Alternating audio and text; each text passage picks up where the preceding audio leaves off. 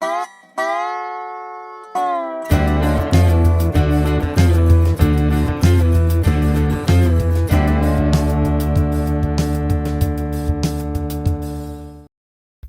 Paul Jackson was an influential American author, teacher, and founder of Streams Ministries International.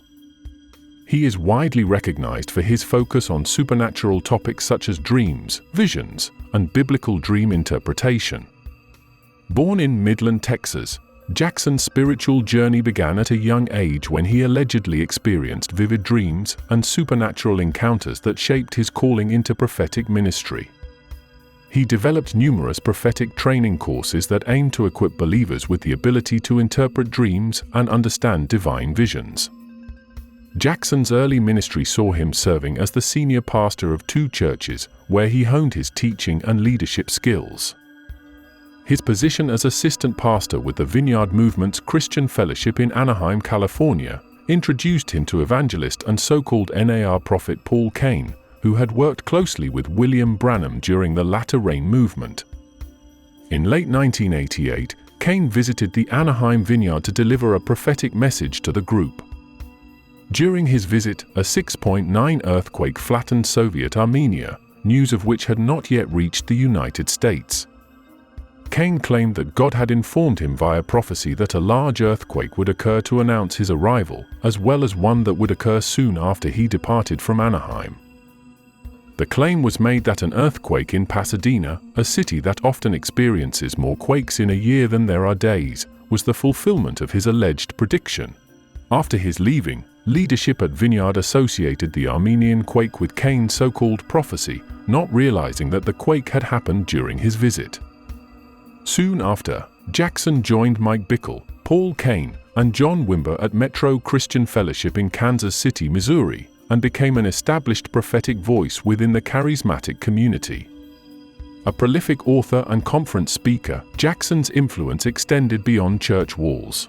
He was a regular guest on various Christian television programs, including The 700 Club, Sid Roth's It's Supernatural, Benny Hinn's This Is Your Day, and Joni Lamb's Table Talk, where he shared his insights on dreams and prophecy with a broader audience.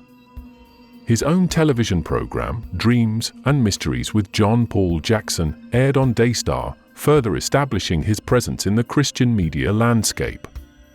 Jackson's ministry was very controversial, particularly during his time with the Kansas City Prophets, a group known for its prophetic ministry and controversial practices and doctrines. Jackson and the so-called prophets sought to reform the modern church through questionable prophetic practices and their own interpretation of so-called spiritual dreams. Jackson carried the legacy forward, offering courses and training programs across 6 continents, which attracted thousands of students eager to learn from his experiences and teachings. Jackson's position within the NAR as a prophet became so solidified that even his failed predictions could not shake his influence, and he remains a crucial figure in NAR history.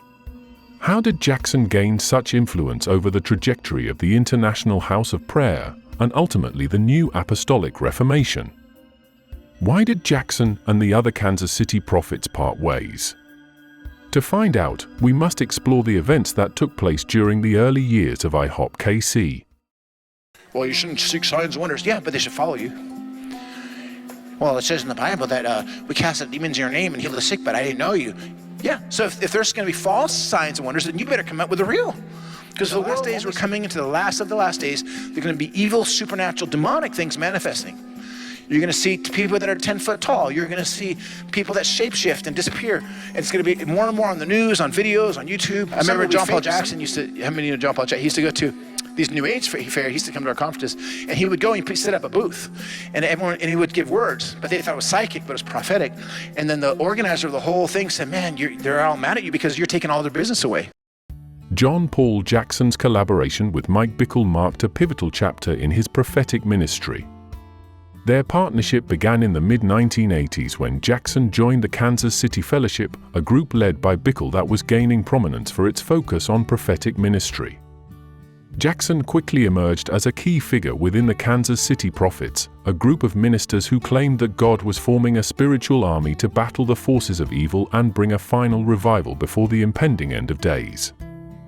Bob Jones, Paul Cain, and John Paul Jackson all proclaimed that this alleged revival would break out in Britain in 1990 and that it would spread across England and Scotland, leading to a massive revival across Europe. To promote John Wimber's meetings in East London in October of that year, Cain predicted that the revival would be launched in London during Wimber's mission at the Docklands Conference Centre. Jackson's role within this group was significant. The Kansas City prophets believed that Jackson had deep spiritual insights and that his ability to articulate complex prophetic messages appealed to the developing new wave of charismatics. As a result, Jackson played a crucial role in establishing the group's agenda. He collaborated with Bickle to develop a church growth strategy that involved a prophetic awakening within the church. Converts to the movement were led to believe that the so-called apostles and prophets, through their prophetic revelations, could guide and prepare the church for a significant move of God. Furthermore, as the singular authorities on those alleged revelations, they claimed the right to redefine the structure and doctrine of the Christian church.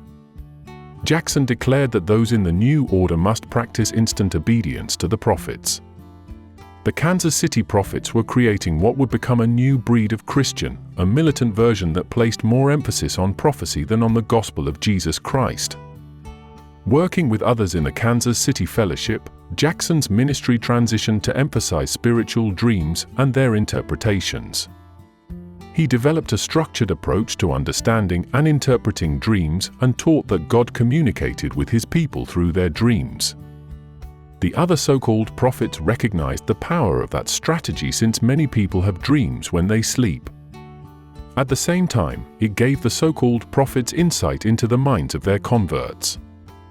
Jackson encouraged converts to record their dreams so that he could teach them their so-called personal dream alphabet. According to Jackson, we can learn to interpret 99% to 100% of our dreams by recording them. Claiming to have the ability to understand the dream sequences of converts posed little risk. Since converts had no way to prove whether or not the alleged interpretations of those dreams were correct, Jackson had free rein in determining the so-called dream alphabets. In more modern times, we've got Paul Cain, we've got Bob Jones, we've got John Paul Jackson, we've got our own Chris Reed. We have examples of this, but these things are given to us that we would aspire to them. And of course, Chris's whole burden in starting the School of the Prophets is to reproduce this in many people. When Jackson broadened his approach to include prophecy, and when his predictions began to fail, people were suddenly faced with an uncomfortable truth. While he claimed to have received spiritual insight from God, each failed prophecy suggested that Jackson's so-called God was clueless about future events. Such was the case with Jackson's 1988 prophecy concerning the Westlake hardware store building. In the summer of 1986, Jackson predicted that two congregations taken over by the fellowship would merge and occupy the hardware store by December. Apparently, plans that had spawned the so-called prophecy fell through, and the two congregations did not merge until the spring of the following year. Jackson's so-called prophecies were often predictions based on a series of known events.